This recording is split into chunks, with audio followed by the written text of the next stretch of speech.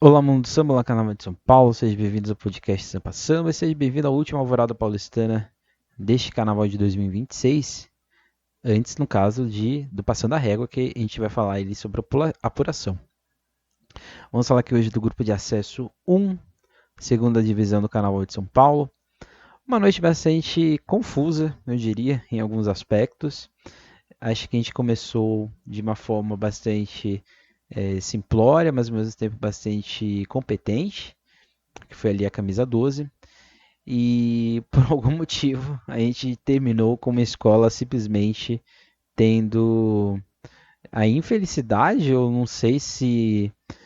Não gostaria de usar essa palavra, mas eu acho que um pouco ali de descuidado, de falta de cuidado no caso, né? De estourar com 2 segundos, né? O relógio. Então isso eu nunca tinha visto isso na minha existência do carnaval. A escola estava literalmente parada, evoluiu bastante devagar. Mas daqui a pouco a gente fala quem foi, né?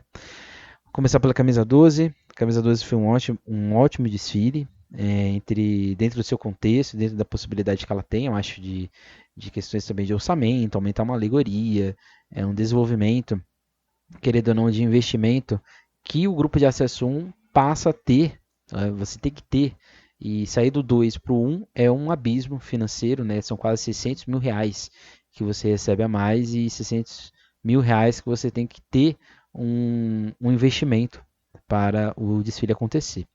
Então acho que a Camisa 12 fez um módulo musical muito bom, acho que você tem ali um samba muito bom, uma evolução que funcionou bem, mas ali deu aquelas osciladas, né, que é muito comum e é normal dentro de um grupo, dentro de uma estreia, né, reestreia no caso, né. Gostei muito das fantasias da escola, é, acho interessante como se construiu os efeitos de costeiro, a montagem de boa parte dessas alegorias e deu para entender boa parte ali do conjunto narrativo da escola quanto enredo. A manhã da escola acho que é um grande senão, acho que em alguns momentos a escola cantava mais e outros momentos a escola cantava menos. Fica a questão também para quesito alegoria, eu senti ali questões de finalização mesmo de alegoria, de acabamentos, as coisas mais. E eu senti o casal um pouco preso, e eu também senti que na segunda cabine de avaliação do júri, a porta-bandeira teve ali alguns problemas, creio eu, por causa do vento. A camisa 12 sonha, principalmente com a permanência no grupo. Eu acho que subir é meio complicado, mas permanecer no grupo é um sonho. É um grupo muito difícil, em que erros simples podem ser fatais, porque um erro pode não contar na hora das notas válidas, mas na hora que a gente vai para o descarte e desempate, esse pequeno deslize ou um desastre que acontece pode ocasionar aí problemas. Então, parabéns à escola, camisa 2 como um todo. Vamos para a segunda escola da noite, a Unidos de Vila Maria. Estilo bastante técnico, beirou quase a perfeição em alguns pontos, principalmente no módulo musical e no módulo dança. Uma evolução extremamente compactada, né? Particularmente eu não gosto, mas sinto se a escola gosta, quem tem que gostar da escola não sou eu. E muito boa. Gostei também da parte musical, em especial o samba. E acho que vale a menção ao Clayton Reis, que é o intérprete da Vila Maria, ele elevou o samba. E também a bateria, né, que é um conjunto, né, de pessoas que fazem. Conjunto não. É uma pessoa, né, que é o Marcelo Bonfim. Uma bela apresentação da escola. O enredo, eu particularmente acho que carece de um fio condutor mais presente. Mas eu gosto dessa ideia da feira, que é ali a questão da comissão de frente. É interessante pensar que a feira é um ponto de encontro para a alimentação, e principalmente para a alimentação popular. Então acho que nesse sentido, acho que é um grande acerto da escola. É muito bom também o casal da escola, a Camila e o Carlos. Muito boa a Vila Maria, como eu disse, beirando a perfeição. provavelmente deve estar aí brigando para subir ao grupo especial, que já faz um tempo, né, que a Vila Maria não está no grupo e está aí no grupo de acesso. Sinto que a escola se reformulou por completo e acho que isso ficou visível no desfile de hoje. Vila Maria voltou àquela Vila Maria que a gente conhece. E essa é a Vila Maria que a gente se acostumou no grupo especial e que tem aí grandes sonhos, né, para subir.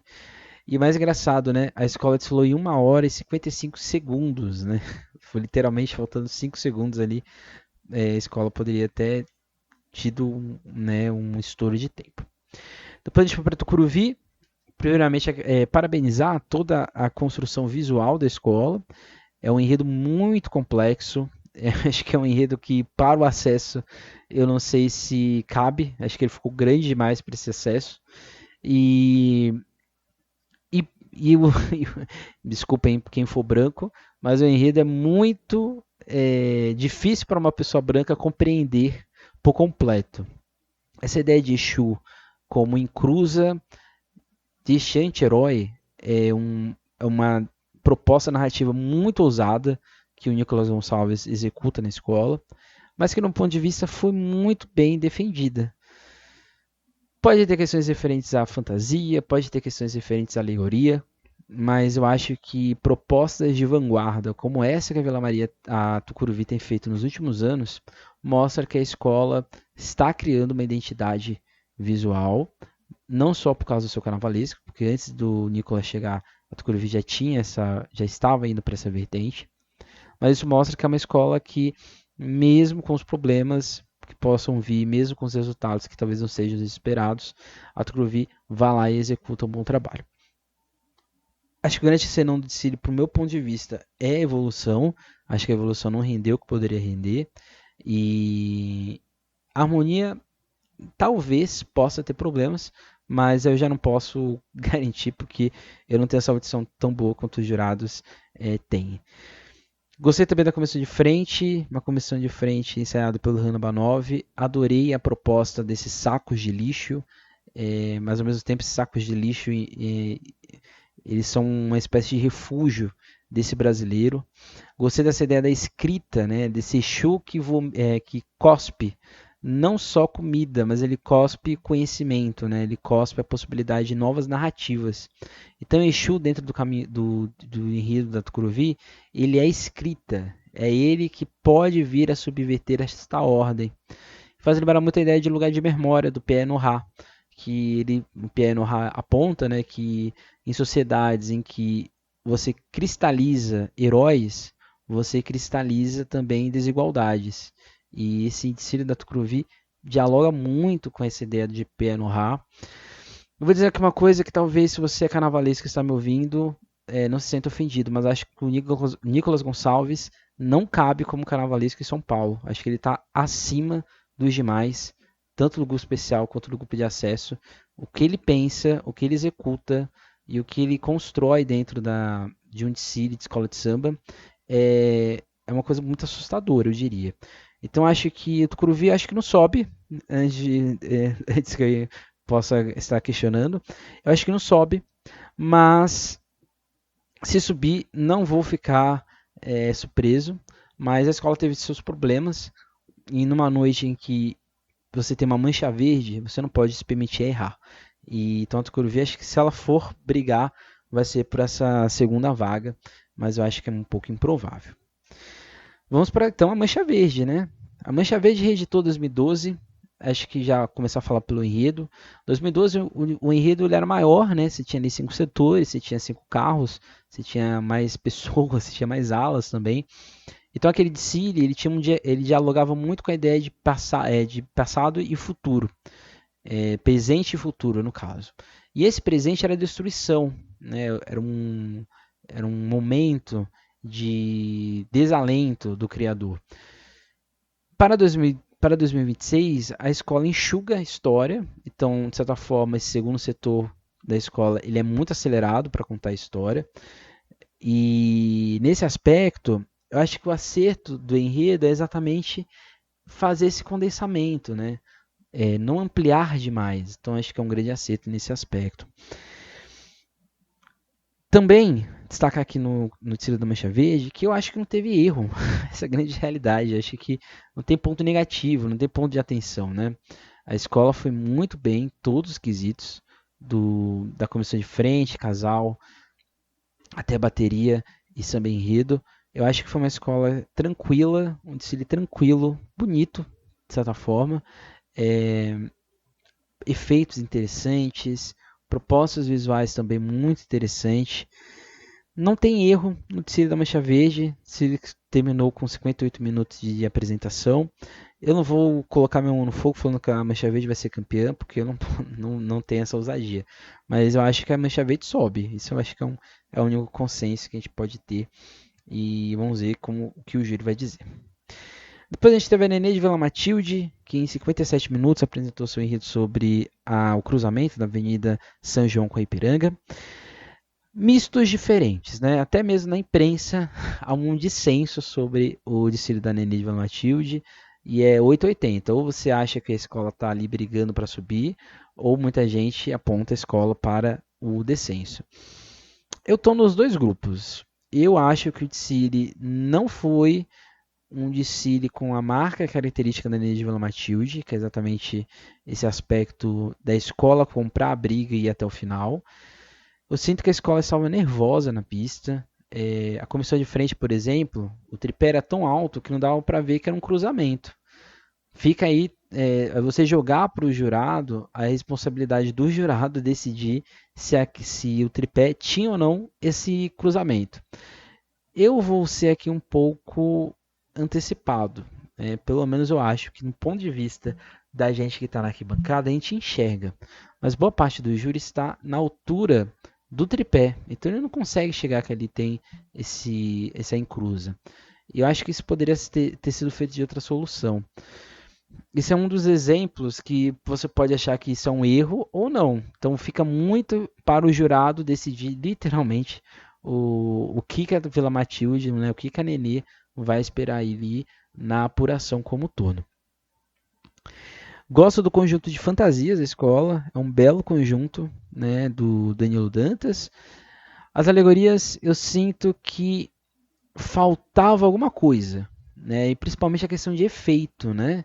Os efeitos esse ano são obrigatórios nas alegorias, ou no caso eles têm que estar apresentados, e o júri de alegoria ele pode vir a tirar pontos se ele quiser, se ele achar necessário. Então, nesse sentido, a Unida de Vila Matilde, a Nenê de Vila Matilde apresentou um desfile, no meu ponto de vista, abaixo do que ela já vem apresentando nos últimos anos, inclusive ano passado, né, que a escola quase subiu. E a gente também tem que entender uma coisa, né? A gente, enquanto público, a gente não pode nunca ver um desfile de escola de samba, principalmente de São Paulo, pelo olhar da emoção, porque não é isso que está sendo contado. São Paulo, quanto mais técnico for, mais fácil da escola ter bons resultados. Então, acho que nesse sentido, a Nenê de Vila Matilde fica aí nessa ansiedade, eu diria. Onde eu estava, ocorreram problemas de evolução. O mais grave de todos, né, que é exatamente a alegoria chocar, não só com destaques, mas quase chocou com a ala de baianas, né, que é o abre-alas. E eu senti que a escola não foi tão fluida assim em desenvolvimento, mas vamos esperar aí o que vai acontecer com a Nenê de Vila Matilde. Em seguida vem a Perola Negra, que já adiantando aqui, eu acho que o quesito alegoria e harmonia são os pontos de maior atenção para a escola na hora da apuração. Isso pode acarretar problemas, principalmente a alegoria, não por elas serem feias, mas porque nenhuma apresentou esse famigerado efeito que está sendo cobrado aí pelas escolas de samba da Liga São Paulo. Gosto muito do casal de Mestre Porto Bandeira, o Cauê e a Natália. Fizeram uma apresentação bastante coesa, de acordo com o enredo. Mas eu acho que o grande ponto alto de ser da Perola Negra fica para a comissão de frente, coreografada pelo Ale Batista. Lindíssimo, lindíssimo desenho coreográfico, uso do espaço, pivô, né, a história contada e sem tripé. Então, assim, é possível fazer sim comissão de frente sem tripé, e é possível fazer comissão de frente bonita sem tripé. Vamos ver como o júri vai entender isso, né? Espero que agora o júri não fique tão acostumado e achar que começou de frente boa e começou de frente com tripé. Gosto do conjunto como todo, acho que a escola foi muito bem. Vamos ver aí como que vai ser a avaliação dos jurados, mas eu acho que a Perola Negra não está credenciada a subir. Acho que ela está ali nesse intermediário, que ao mesmo tempo é brigar para ficar, né? Então, nesse sentido, acho que a Vila Maria fique nesse intermediário, mas pode sonhar sim com a permanência no grupo.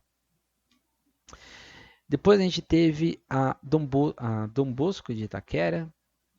Isso, a Dom Bosco de Itaquera, que eu acho que no ponto de vista fez o desfile mais maduro da sua história. É um desfile católico, mas ao mesmo tempo com nuances de hibridismo cultural e religioso.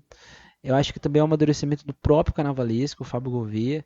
De certa forma, é um grande engrandecimento muito grande que a Dom Bosco teve de um ano para o outro. E eu digo isso porque acho que todos os quesitos da escola tiveram mudanças. Mudanças não da pessoa, mas mudanças, eu acho que de direcionamento para o dia do desfile. Então eu sinto que a comissão de frente, você percebe isso, o casal, você percebe isso nas alegorias da escola, na própria ideia de harmonia, na própria ideia de evolução da Dom Bosco. Tudo foi reformatado e atualizado e dá um ar um ar refrescante que a gente tem vendo o desfile da Dom Bosco. Esteticamente falando, é muito bonito, todas as alegorias são muito bonitas. Entretanto, a sensação que faltava algo, e faltava, né? Deveria ter um efeito de água. Aliás, o efeito de água foi o calcanhar de Aquiles de muitas escolas desse ano em São Paulo. Acho que ninguém mais vai querer colocar. E acho que a Dom Bosco pecou nesse aspecto e isso fez com que perdesse essa ideia do movimento que está sendo cobrado agora nas alegorias. Acho que, com exceção do aspecto de alegoria e de evolução da escola, eu acho que a Dom Bosco pode sim brigar para ficar, para subir para o grupo especial, mas fica aí aquele senão, né? Como o júri vai receber esse aspecto, essas realidades e como isso vai ser exposto na pista. Gosto também da comissão de frente, da Luana Poletti. No geral, muito bom, né? E sem contar as fantasias, né? As fantasias, acho que é o melhor conjunto de fantasia do grupo. E parabenizar toda a escola, todas as partes de direção, todos os componentes, pessoas que às vezes nem aparecem, porque eu sinto que a Dom Bosco amadureceu. E se esse ano a escola não subir, se ela manter o que ela fez esse ano e corrigir esses pequenos problemas, a Dom Bosco passa a ser uma forte candidata a estar no grupo especial. Se 2028, se 2027, não sei, mas ela está pronta para ir para o grupo especial em breve.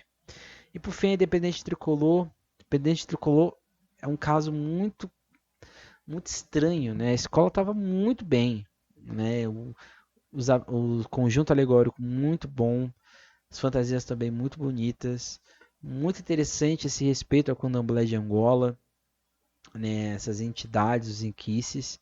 Isso ficou muito evidente desde a comissão de frente, todo o grafismo e a arte estatuária, né, de reprodução das alegorias e também das fantasias.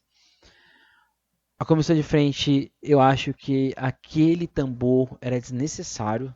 E aliás, era desnecessário ter aquele tripé. Sendo bem sincero, acho que aquele tripé poderia ser menor e talvez ter um efeito mais interessante. Gosto também do casal, um casal experiente, a Thaís e o Jeff. Apresentação bastante leve, bastante segura. E nesse sentido, tudo parecia que é independente, brigando ali com a Mancha Verde, com a Vila Maria para subir para o grupo especial. Quando, inesperadamente, a Independente estoura em um minuto. O desfile foi em 1 hora, 1 minuto e 1 segundo.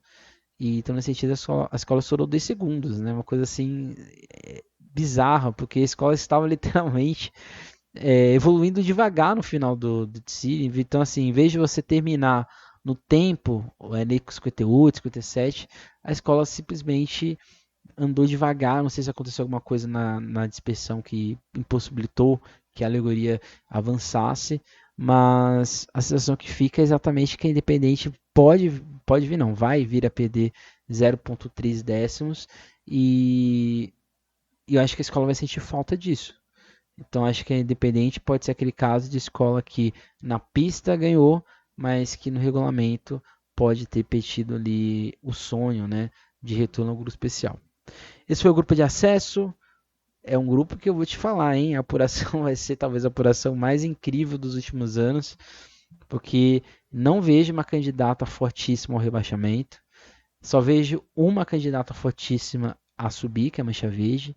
Eu acho que essa segunda vaga vai ser disputada nota a nota, assim como o descenso, né, para dar vaga aí ao Morro da Casa Verde, a X9 Paulistana. É isso, encerramos aqui a nossa temporada da Alvorada Paulistana. Voltamos agora só na terça-feira de carnaval para falar aí sim da apuração do resultado do Carnaval de São Paulo de 2026, quem foi a campeã, quem foram as que foram rebaixadas, né, quais foram os grandes destaques. Amanhã, segunda-feira, saiu os destaques IEE e na quarta-feira sai aí, portanto, o nosso prêmio Edson Machado de enredo, e aí o prêmio Sampa Samba de enredo, né? E que a gente vai fazer aí o balanço dos enredos que passaram aqui no Carnaval de São Paulo. É isso, gente. Até mais, a próxima. Nunca esqueçam, nunca deixem de sambar. Tchau.